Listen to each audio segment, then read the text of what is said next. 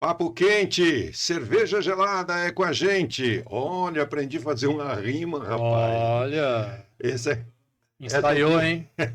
Fiquei aqui pensando como é que eu vou fazer um negócio legal. Essa aqui é a segunda parte do nosso podcast, que está endereçado a dizer ou a falar sobre a Pilsner Urquell.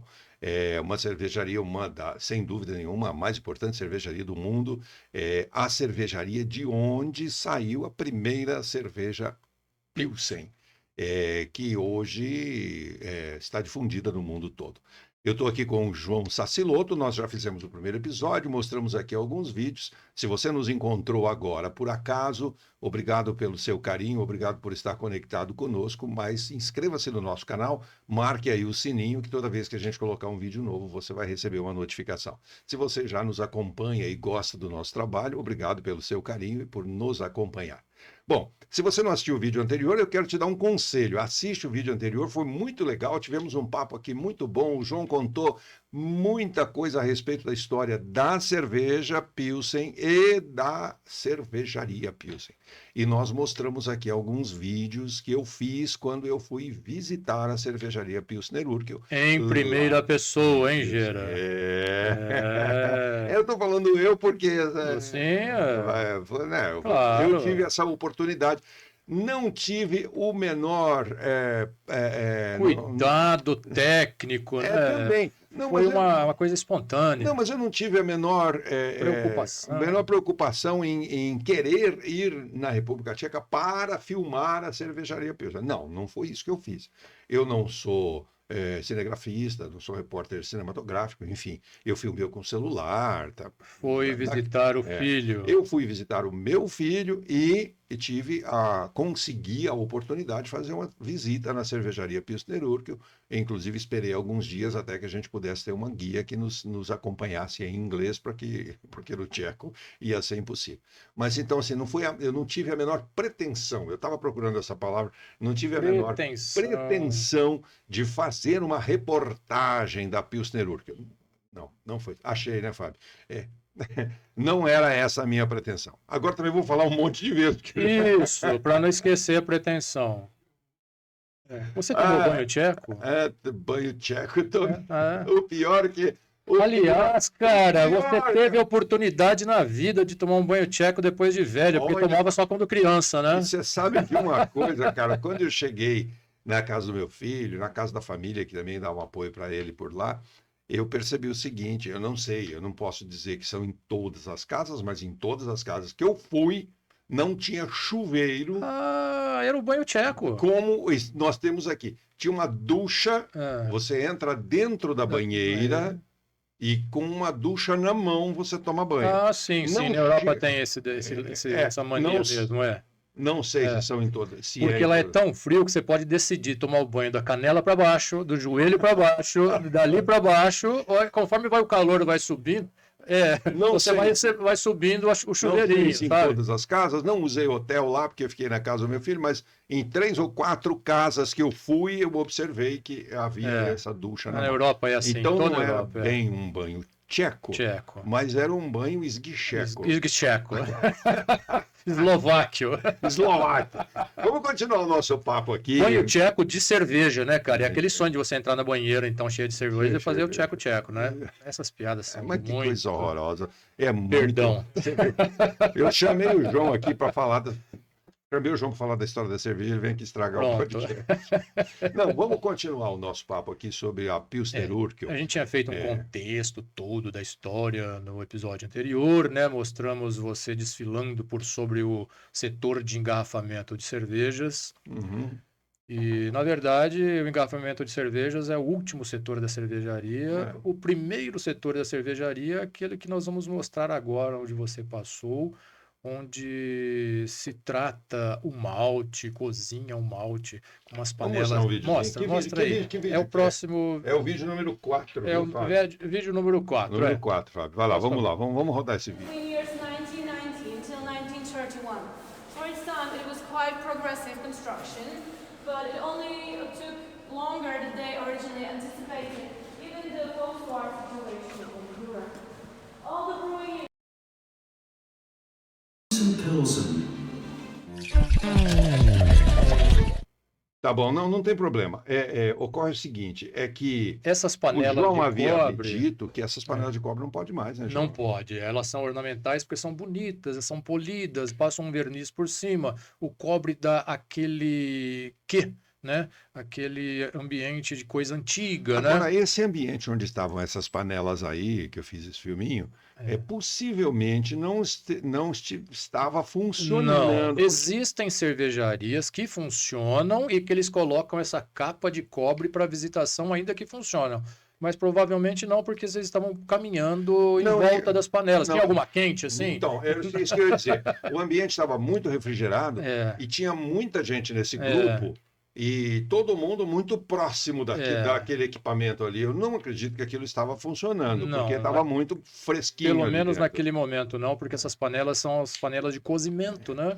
Mas eu tenho a impressão que esse ambiente é um ambiente puramente de visitação, nada Mas mais. não deixa de ser super interessante, porque era exatamente a cervejaria original das épocas de 1800 e pico que a gente está falando. Agora, fala uma coisa para mim. Hoje as panelas são nesse mesmo formato? Que chama panela aí? São panelas. No alemão fala Pfanne, que são panelas mesmo. E é esse mesmo formato, apesar de ser Sim, de aço basicamente nesse formato, mas não mais arredondado. Antigamente se faziam essas panelas arredondadas porque martelavam, né? Então ficavam arredondados pelos martelos de borracha dos operários. Hoje os inox, as panelas de inox são soldadas, então elas contêm as suas quinas ou arredondamentos artificiais pequenos, né? Mas são em formatos mais aquadradados e até para aproveitamento de espaço e fabricação e etc. As panelas de inox são mais aquadradadas, bem dizer. Não que são quadradas, elas têm mais quinas, né? Entendi. É só uma questão Mas eu já conheci cervejarias modernas com esta capa de inox para que ficasse mais bonito. Coloca por cima, né? Para ficar ornamental, para dizer que tem aquele... Mas muitos alambiques também. Mas há algumas cervejarias que deixam a visitação passar por entre as panelas que estão funcionando? Grandes cervejarias eventualmente permitem, depende da visita. Se são pequenos grupos universitários que são treinados para entrar nessa fábrica... que tem conhecimento, né? Universitários porque às vezes estão fazendo uma visita altamente técnica e ele demanda que sejam abertas as panelas para se visualizar ou se fazer controles de temperatura. Mas eles também sabem do que se trata. Não, tem que se fazer treinamentos antes, né? Com todos os aparatos de capacete ou então de protetor auricular, bota. Então você veja que isso não devia estar funcionando porque nós estávamos... sem os aparatos sem nada, sem nenhum EPI. Proteção individual, né? Não tinha ninguém de EPI, ninguém exigiu coisa nenhuma. Então é ornamental mesmo. Mas o interessante é que você estava vendo, com certeza, a cervejaria de 1838. Você não estava vendo uma coisa montada para ser igual, né? Você está vendo aquela cervejaria antiga. Outra coisa, João, no episódio anterior eu te fiz uma pergunta lá no começo sobre a constituição da cervejaria Pilsner Urquell e se até hoje essa empresa, digamos assim, ainda permanece na mesma linhagem familiar ou administrativa. Entendeu a pergunta? Entendi. Por exemplo, a família... A quem pertence a cervejaria? A família Urquell. Não sei se é, né? Mas, acho que não. Montou a cerveja. E ainda é alguém dessa linha aqui? Em 1832, depois daquela revolta, a população fez uma cotização, fizeram uma vaquinha, como a gente tinha falado, a prefeitura, políticos, homens de bem da época, os fidalgos, né, da aristocracia boêmia e etc. Fizeram essa grande cotização e fabricaram a cervejaria municipal de Pilsen, né? Era esta cerveja? Ela era pública. Isso, a cervejaria pública municipal da cidade de Pilsen. E a cerveja que a população tomava ali era delas mesmo, era para cerveja da prefeitura. Então a história que você contou da cerveja... Por isso que eles ficaram putos da vida e jogaram tudo fora aquela cerveja, né? Então revoltaram, a cervejaria A cervejaria pública era a Pilsen Era a Urquell. Pilsen Urquell. Você por acaso sabe o que é a palavra Urquell? Não, não sei. Essa palavra veio depois. Tem a tradução depois tem escrita num caminhão aí, a palavra escrita basicamente em tcheco, né? Vai falando aí que eu vou procurar aqui. Não, vai aparecer aqui no último filminho que nós vamos tem mostrar, aí, num caminhão. Você tem aí, tá? Prados. Que também não sei o que significa. Então, ela ficou até em meados de final do século XX pertencendo à prefeitura ou ao estado mesmo ali da Boêmia, até que aconteceu uma coisa uma coisa que eu vou contar o que aconteceu aqui no Brasil. Isso. Aqui no Brasil, até 1999, havia a cervejaria Antártica e a cervejaria Brahma. E houve aquela fusão, você se lembra, da cervejaria Antártica com a cervejaria Brahma, né? E formando a Ambev. Simultaneamente, não no mesmo ano, mas simultaneamente à mesma época, houve uma outra aquisição ou fusão entre a cervejaria Miller e a South Africa Brewery, que é a cervejaria da África do Sul. Sim. A cervejaria da África do Sul era uma grande cervejaria no mundo e a cervejaria Miller também era uma grande cervejaria no mundo americana. A Miller juntou-se com a South Africa Brewery, formando a famosa SAB-Miller. Então, ficaram grandes cervejarias no mundo, a saber, a Budweiser, a Ambev, SAB-Miller, Heineken e a belga Stella, que faz a Stella Artois.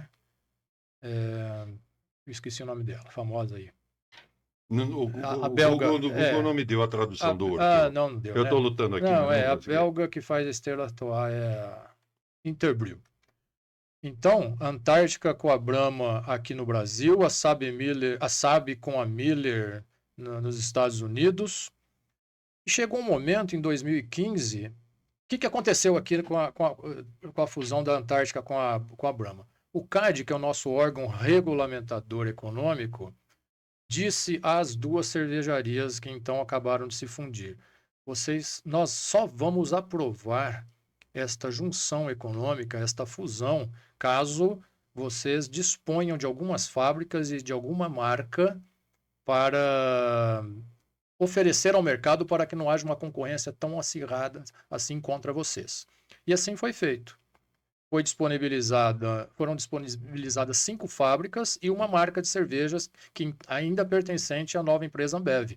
Ribeirão Preto, Camaçari, Getúlio Vargas, Manaus e uma outra que eu não me lembro. 5 fábricas foram vendidas com a marca Bavária para a cervejaria Molson, do Canadá, para que o nosso Conselho de Economia aprovasse a fusão aqui no Brasil. Tá? Sim.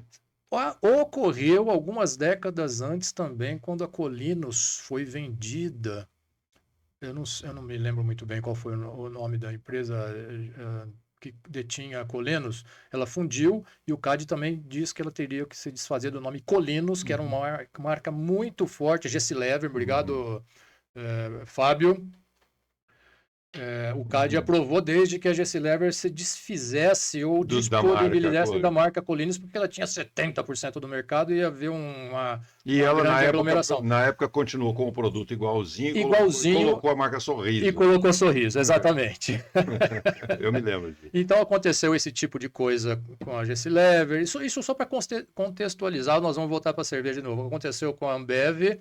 Então ela se desfez da marca Bavária, era uma ótima cerveja, é uma ótima cerveja até hoje, com essas 5 outras fábricas. A Molson comprou, depois ela foi vendida para a cervejaria Kaiser, depois foi vendida para uma cervejaria japonesa, e a Heineken hoje detém toda essa conglomeração, inclusive a Bavária é feita sob a supervisão da Heineken. Ela detém a marca, né? A Heineken detém a marca Bavária, é uma grande cerveja também. Uma cerveja muito boa, Bavária. Voltando, o que aconteceu? Voltando lá no contexto da Pilsen Urquell. A Ambev já estava consolidada no mundo e estava já em vias de comprar a Interbrew na Bélgica. A SAB já junto com a Miller consolidada. A Ambev foi lá e encampou, ou fundiu, ou comprou a SAB Miller. E na Europa, os conselhos europeus de economia, os órgãos regulamentadores da economia, disseram a mesma coisa. Ora, voltando um pouquinho no tempo, a SAB Miller, em 2000, no ano 2000, comprou a Pilsner Urquell do estado da Boêmia. Da Boêmia. Em 2010. Em 2010, a ela SAB Miller comprou do estado. Comprou do estado. Então, a Pilsen Urquell passou a ser uma empresa privada e não mais estatal. 100%? 100% pertencente à SAB Miller. 5 anos depois, a Ambev comprou a SAB Miller. Também detendo, então, a Pilsner Urquell. Os conselhos regulamentadores europeus agiram tal qual os outros órgãos agiram aqui no Brasil e agem no mundo também, para que não houvesse grandes concentrações na mão de poucos conglomerados, também impuseram como condição se desfazer de algumas fábricas e marcas, vender para outros, para que pudesse ser aprovado. Uma dessas marcas que foram desfeitas, foram vendidas, foi a Pilsen Urquell e a cervejaria Grolsch também, que é muito famosa na Alemanha. Então ela chegou a ser da Ambev por uns breves momentos. E na exigência de se desfazer de alguma coisa para aprovação, ela se desfez, resolveu se desfazer. Vendeu para um outro grupo forte japonês, a qual pertence hoje. Então ela é de um grupo japonês que detém cervejarias e outros tipos de negócio no mundo. É Urquell, né? Os caras... Quem disse que os caras não vão atrás da tradição, hein? Sabem. Tem mais um videozinho aqui.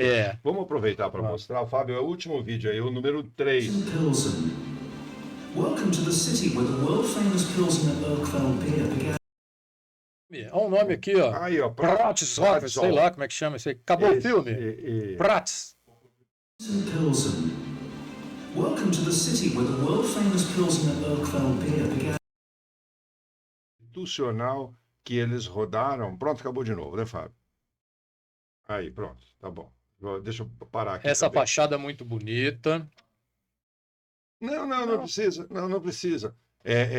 Quando a gente chega na fábrica, tem aquela entrada que tem os dois. Muito bonito. Os dois arcos, assim. É bom para quem estiver passeando, visitando por ali, já vai identificar visualmente. Quando eu passei aqueles arcos ali para o pátio interno, que eu creio que não seja da fábrica comercial dos dias de hoje, e ali porque ali já tem, logo na entrada tem um restaurante, tem uma loja de souvenir, tem uma série de coisas e tal, e tem a entrada da visitação, que é do lado esquerdo.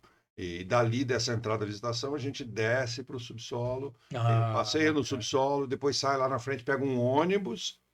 Aí o ônibus nos leva para a fábrica oficial, que é onde eu mostrei no episódio anterior, quando eu caminho naquela passarela. No engarrafamento. Ali é a fábrica oficial, tanto que não podemos entrar dentro da fábrica, tem aquela área de visitação pública. Tem todo esse contexto, né? E quando eu entrei, passei por esses dois arcos e eu estava do lado de dentro, na frente de um restaurante, foi quando eu chamei você no vídeo.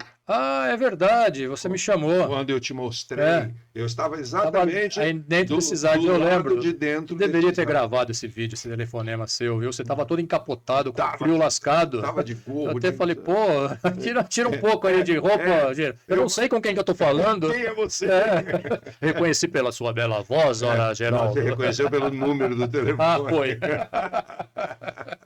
Mas foi isso, e foi uma visita muito legal, muito interessante, e que agora eu tenho um pesar muito grande de não ter tido esse encontro e ter feito este podcast com o João para falar da Pilsner Urquell antes da minha visita, porque eu tenho certeza que a minha visita na Pilsner Urquell teria sido muito mais proveitosa se eu tivesse todas essas informações. Algumas outras informações, né? Mas você sabe que... Tudo a seu tempo, né? Talvez você fosse beber tanto de emoção ali. Não, mas você sabe que tem uma coisa bastante interessante que numa outra oportunidade a gente pode combinar de ir algumas pessoas fazer uma visita na Pilsner Urquell e você ir junto. Nossa, Para você, eu para gostaria você ser o nosso guia. o guia. É logicamente que eles vão colocar um guia deles. sem Eu vou dúvida até levar um alto-falante, um microfone.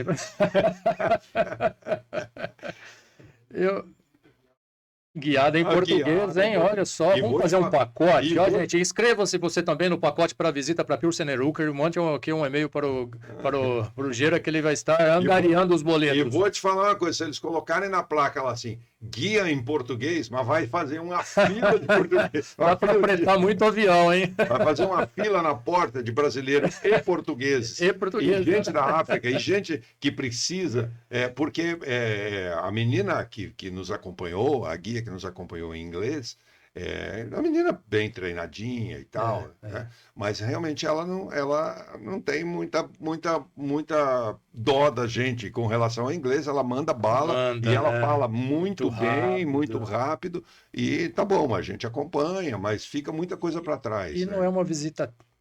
Então, as visitas não precisam ser técnicas, altamente técnicas, mas também não altamente vagas, né, turísticas. Eu gosto de levar, sempre levo em grandes ou pequenas, que é mais a minha praia, minha praia hoje, né? Levo em pequenas cervejarias, alguns grupos para visitar, eu acabo sendo um pouco técnico, porque as pessoas, explicando de uma maneira que elas entendam, pelo menos o que é o amido, né? Lógico. Aliás, você sabe que eu queria dar um recado para vocês.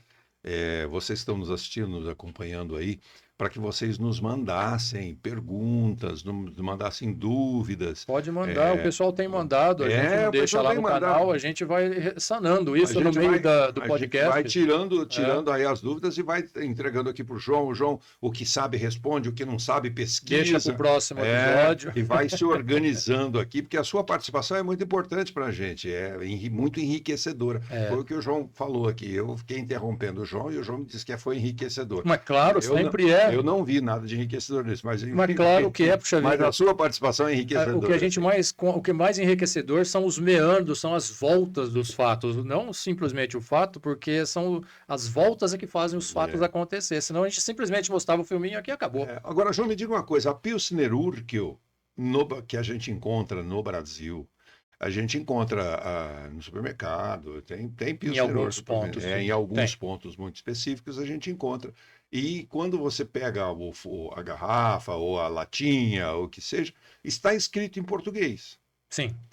Essa cerveja Pilsner Urquell que eu compro aqui no Brasil, ela não é a Pilsner Urquell fabricada nessa fábrica aqui que eu fui. Ela é fabricada ali.